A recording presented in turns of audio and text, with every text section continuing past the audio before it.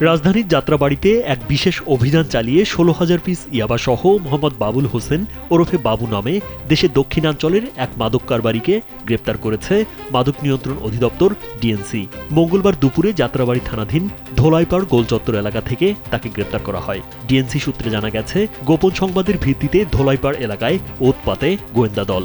সেখানে যশোরগামী লিটন ট্রাভেলস নামের একটি যাত্রীবাহী বাসে তল্লাশি চালিয়ে সাধারণ যাত্রী বেশি বাবুকে আটক করা হয়।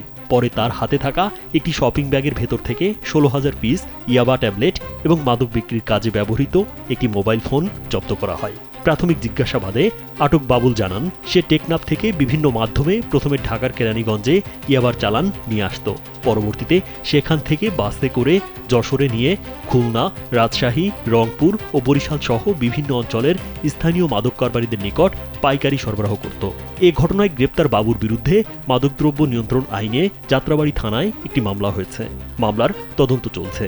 একই সঙ্গে এই চক্রের সঙ্গে জড়িত অন্য সদস্যদের শনাক্তে কাজ করছে আইনশৃঙ্খলা বাহিনী।